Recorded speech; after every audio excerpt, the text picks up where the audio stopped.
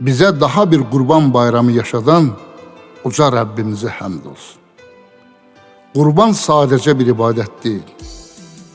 İnsanın kalbini Allah'a açtığı, sevgisini fəda ettiği, səssiz bir dua ile ucaldığı müqəddəs bir yaxınlıq bayramıdır. Bu bayramda biz qurban verməklə Allah'a yaxınlaşırıq. İçimizdeki mesafe fərqini yox edirik.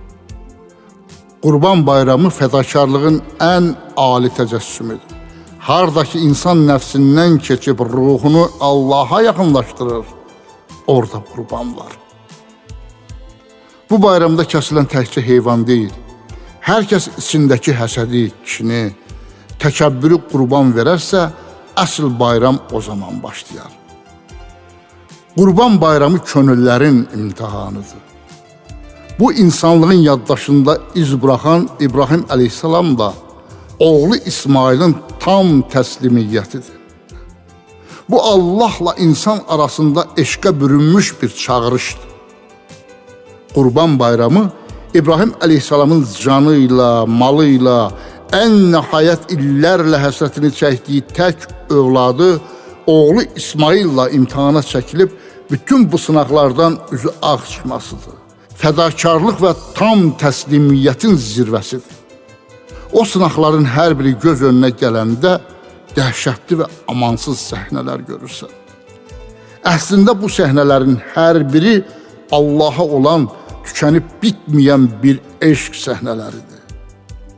Bunun adı hər şeyi sənin üçün var etdim qulum deyən Rəbbə, hər şeyi sənin üçün tərk etdim Rəbbim deyə bilməkdir. Bunun adı sinədəki qəlb evinə tək Allah'ı qoymaq, uca Rəbbimiz Cəlilə xəlil olmaqdır. Bu imtihan və sınağın sonu Allah'ın insanlığa böyük bir hədiyyəsi, qurbanlığın qosla əvəz olunma müjdəsidir. Qurban bayramında məqsəd əldə ət etmək yox, Qur'anda deyildiyi kimi onların nə əti, nə də qanı Allah'a çatmaz. Çatacaq olan yalnız sizin təqvanızdır.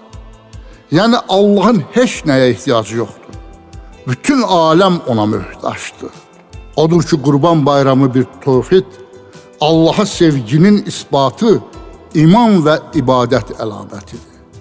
Qurban bayramının bir rəmzi də odur ki, hər insanın qəlbində özünə məxsus bir İsmail var. O egoda, vəzifədə, dünya zövqləri ilə dolu müxtəlif azğın arzular və istəklər də ola bilər. Qurban kəsmək, bütün bu nəfsani istəklərə bıçaq çəkib onları kəsmək deməkdir. Allah təmiz niyyətlə kəsilmiş bütün qurbanları qəbul edəndir.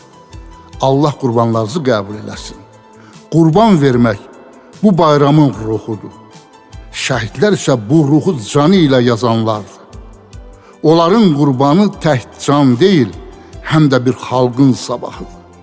Odur ki, şəhidlik bu bayramın zirvəsidir.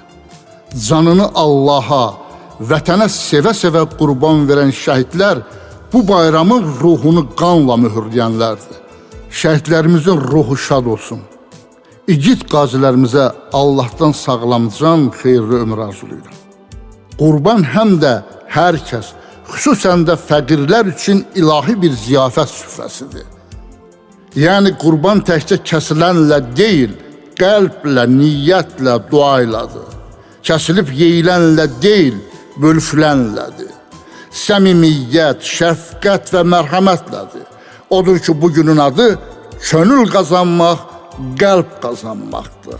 Qəlbiniz təmiz, yolunuz nurlu, ruzunuz halal, diliniz dualı, canınız sağ, eviniz, ömrünüz bərəkətli, Qurban bayramınız mübarək olsun.